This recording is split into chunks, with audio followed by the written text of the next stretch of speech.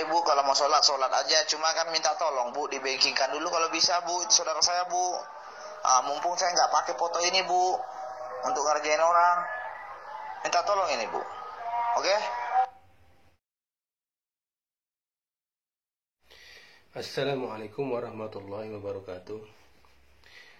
Jadi ini saya akan ceritakan tentang modus penipuan, juga bisa berujung ke pemerasan. Jadi tujuan saya membuat video ini jadi agar kita aware, kita sadar dan kita tahu. Jadi jangan sampai kalian juga kena seperti saya, ya. Jadi berawal saat saya posting iklan mobil di OLX. Jadi saya mau jual mobil saya posting di OLX. Kemudian ada SMS masuk. Nih, saya bacakan saja yang intinya. Ini atas nama Wawan Rahman. Saya tidak tahu apa ini nama sebenarnya atau hanya karangan mereka. Jadi intinya, Assalam, saya Bapak Wawan Rahman yang berminat mengenai mobil Bapak Ibu yang mau dijual. Untuk kondisinya saya tidak komplain. Yang saya utamakan mesin kering, surat lengkap, dan pemakai pribadi. Untuk pajak STNK-nya berakhir bulan berapa, dan untuk harga netnya berapa. Kalau masih ada, tolong infonya, saya tunggu. Terima kasih, wassalam. Kemudian dari sini, singkat cerita, dari sini berlanjut ke WA. Kemudian ini WA-nya, kira-kira begini ya. Jadi isi WA-nya kira-kira begini. Sebenarnya saya tanya, apakah ini Bapak Wawan yang berminat membeli mobil saya? Kemudian dia bilang, iya ini Bapak Wawan, ini cerita dari WA-nya. Kemudian saya terangkan spesifikasi mobilnya ini begini-begini, harganya begini, semua saya jelaskan. Kemudian dia merespons, dia bilang begini, harga saya tidak masalah, berapapun harganya, yang penting mesinnya bagus. Nah, kemudian saya tanya, Bapak lokasinya di mana, rumah Bapak di mana? Dia bilang, saya di Dumai. Wah, jauh sekali Pak, kalau Bapak di Dumai sedangkan mobil saya ada di Jawa Timur. Kemudian dia membuat pernyataan lain. Iya Pak, sebenarnya saya lahirnya di Dumai, tapi saya domisili di Gresik, dia bilang itu. Secepat itu, ya. Tapi saya belum curiga Mas, saya belum curiga. Tuh. Tolong nanti saya akan DP-in dulu 5 juta ya, agar tidak ditawarkan ke orang lain. Tolong iklan yang di OLX-nya ditutup. Kemudian saya tanya,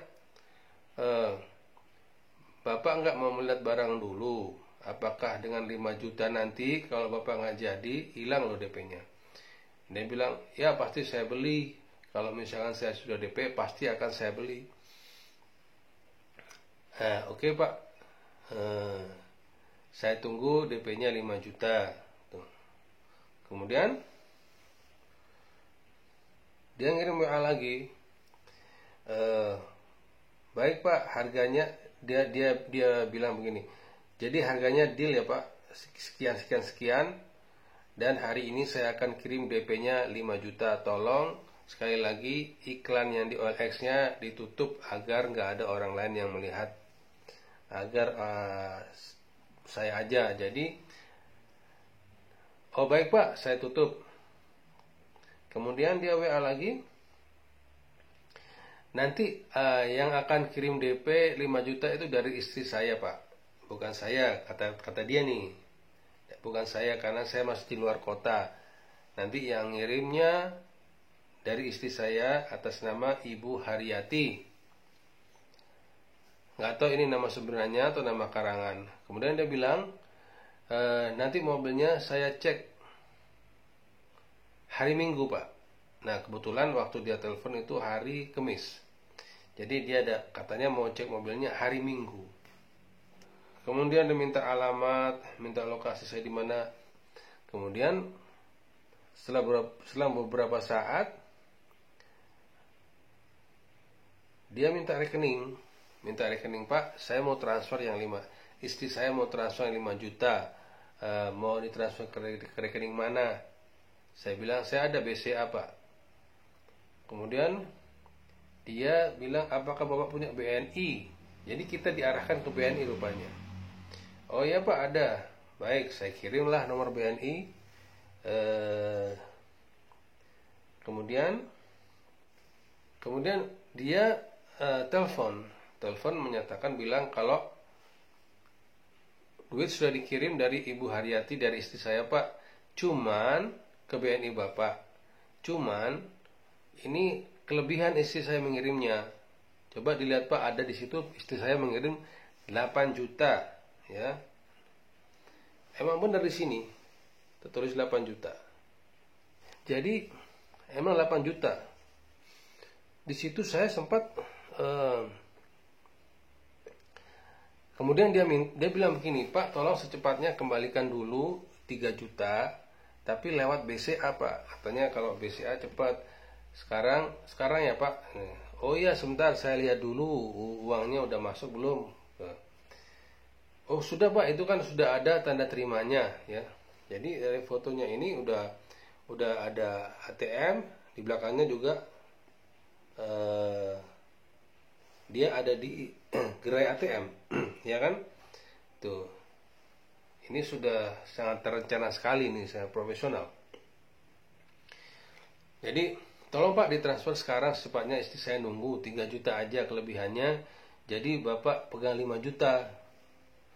Di situ saya sudah mulai curiga, kok bisa dia mengirim lebih, terus dia memaksa secepatnya untuk mentransfer 5 juta lewat BCA.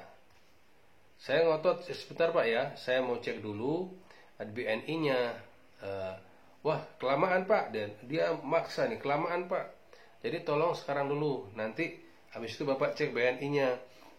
Dari situ saya sudah mulai curiga nih. Terus saya bilang begini, Pak kebetulan di BCA saya hanya tinggal 750.000, nggak ada. Oke. Oh gitu ya Pak ya, bagaimana dengan BCA istri Bapak? Terus saya bilang, sebentar Pak, saya cek dulu BCA istri saya. Padahal sebenarnya saya nggak ngecek tuh, saya hanya pura-pura. Kemudian saya bilang, Pak, di BCA istri saya hanya tinggal 350.000. Kemudian dia bilang begini, bagaimana kalau gabungkan aja dulu Pak, 350 dengan 750, lalu kirimkan ke rekening saudara saya sekarang Pak, karena dia sedang di ATM tuh. Dia sedang buru-buru. Ini sudah permainan lama ya. Dia memaksa kita dengan gerak cepat tanpa mengizinkan saya untuk melihat ke rekening BNI saya. Saya bilang, ya udah Pak, kirim aja rekening Yusuf ke rekening saudara Bapak tuh. Kemudian dia WA, dia kirim WA rekening saudaranya atas nama Yusuf. Ini. Ya. Terus setelah dia mengirim BCA, saya bilang, iya Pak, sebentar ya, saya tutup dulu. Dia bilang, jangan ditutup dulu Pak, saya tunggu. Ya itu sudah sounds familiar, sudah sangat familiar di telinga saya. Saya sering melihat dan saya pernah mengalami dulu juga seperti ini. Pasti bilangnya jangan ditutup dulu Pak ya, pasti itu kata-katanya. Jadi nggak bisa Pak, harus saya tutup karena HP saya dengan m-banking saya jadi satu, saya bilang itu. Hanya ditutup ketika saya ngecek BNI. Saya cek BNI di handphone dengan di ATM langsung, ternyata uang itu belum masuk. Rekeningnya masih ada segini di BNI. Jadi nggak nambah, yang 8 juta itu nggak ada. Nah di situ saya tambah yakin. Jadi kemudian karena pas azan maghrib, saya tinggal sholat ya, ke masjid. Nah selama sholat itu terupanya dia terus kirim WA dan terus telepon. Setelah itu saya pulang dari masjid, saya buka WA, sudah banyak WA. Terus Intinya saya bilang, Pak, tidak masuk uang 8 juta. Jadi apapun tujuan Bapak tidak akan mendapatkan 3 juta gitu loh. Kemudian dia kirim pesan sambil menampilkan foto saya nih. Jadi intinya begini, nih saya putar ya. Ya udah nggak apa-apa ibu, kalau mau sholat aja. Cuma kan minta tolong bu, dibankingkan dulu kalau bisa bu, itu saudara saya bu. Mumpung saya nggak pakai foto ini bu, untuk ngerjain orang. Minta tolong ini bu, oke?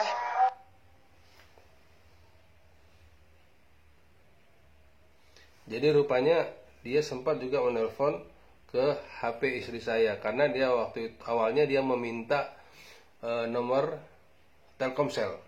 Karena saya pakai simpati, dia minta nomor Telkomsel, dia minta nomor Telkomsel, saya kasih nomor istri saya. Rupanya dia nelpon istri saya bilang lagi sholat. Makanya dijawabnya begini, ngirimnya ke Bu. Saya putar lagi ya. Ya udah nggak apa-apa ibu, kalau mau sholat aja. Cuma kan minta tolong bu, dibankingkan dulu kalau bisa bu, itu saudara saya bu. Mumpung saya nggak pakai foto ini bu, untuk ngerjain orang. Minta tolong ini bu, oke?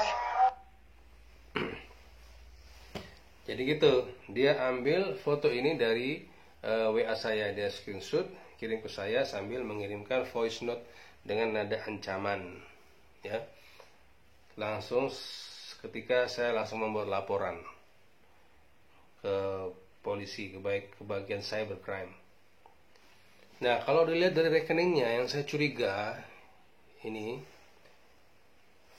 di sini dari rekening dari bank BNI ke bank BNI.